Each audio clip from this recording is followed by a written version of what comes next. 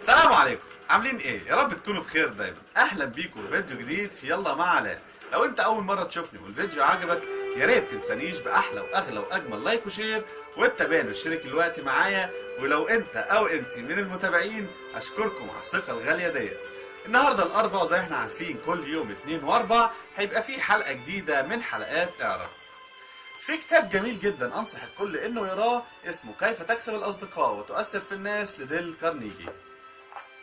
اتكلم الحلقة اللي فاتت وكانت بعنوان أهم قاعدة في العالم، وقلت فيها مبدأ مهم جدا وبيقول افعل للآخرين ما تحب أن يفعلوه من أجلك.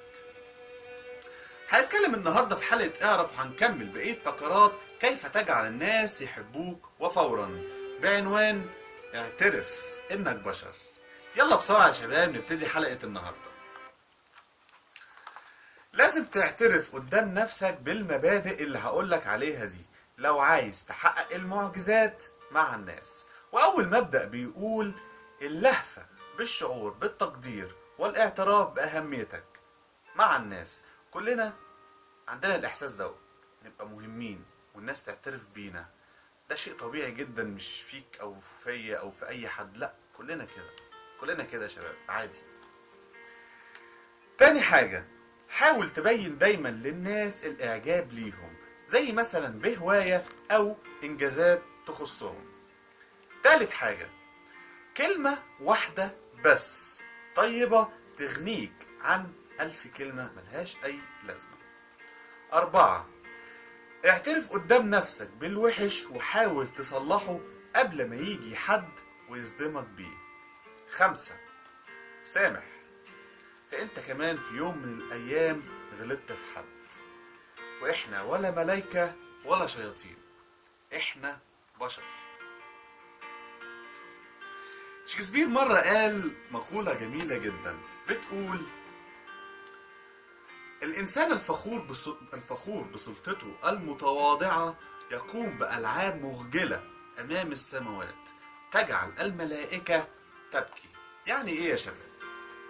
يعني كل واحد فينا جواه رغبة بالكلام الكتير عن إنجازاته حتى لو كانت الإنجازات ديت مزيفة، وده بينتج عنه شعور داخلي بعدم الكفاءة والثقة في نفسه.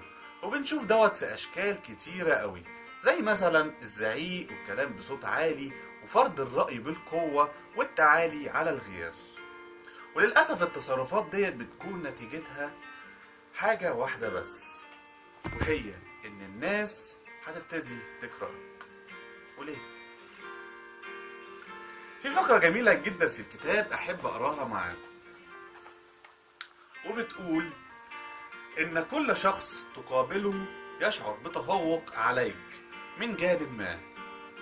الطريقة الوحيدة لكي تكسبه في صفك ويحبك هي ان تتركه يدرك بأي وسيلة انك تهتم بهذا الجانب الصغير الذي يخصه وتتعرف عليه بصدق.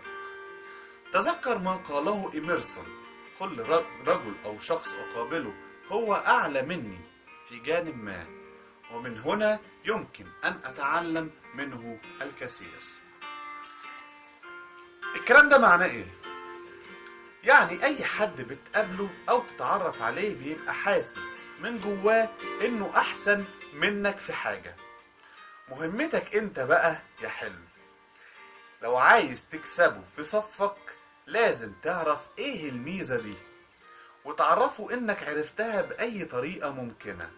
بس المهم تكون صادق في كلامك، مش بس مجرد نفاق عشان تاخد منه مصلحة وتقوله سلام عليكم. لان الحقيقة يا شباب ان اي حد بنقابله في حياتنا بنتعلم منه حاجة، مش شرط تكون الحاجة ديت مباشرة بس بنتعلم منه. ودي يا شباب كانت حلقة النهاردة. اتمنى يا رب ما كنتش طولت عليكم، اتمنى اكتر اكون قدرت اساعد او افيد اي حد بيتفرج على حلقة النهاردة ولو بشكل بسيط جدا. اشوفكم ان شاء الله يوم الاثنين اللي جاي في حلقة جديدة من حلقات اعرف. بس قبل ما انهي الحلقة احب اقول لكم انتم مش لوحدكم، انا هكون معاكم، مش انا وبس، انا وكل المتابعين هنكون معاكم كل يوم. هنتكلم في حاجات كتير ونعمل حاجات اكتر من شأنها تدينا الطاقة الايجابية وتقول لنا هاي انتم مش لوحدكم، كلنا معاكم وربنا معانا، بس المهم انتوا تكونوا عايزين تساعدوا نفسكم عشان احنا نقدر نساعدكم. هسيب لكم لينكاتي في الفيديو عشان اي حد يحب يتواصل معايا. يهمني جدا اعرف رأيكم وافكاركم وملاحظاتكم حتى انتقادكم في حلقة النهاردة.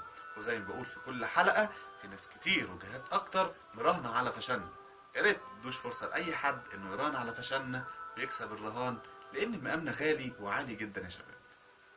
ده كان فيديو النهارده، اتمنى يا رب يكون عجبكم، ولو عجبكم يا ريت تبخلوش عليا باغلى واحلى واجمل لايك وشير، وتتابعنا وتشترك دلوقتي معايا في الحلم عشان انت او انتي بقيتوا جزء من حلم عظيم.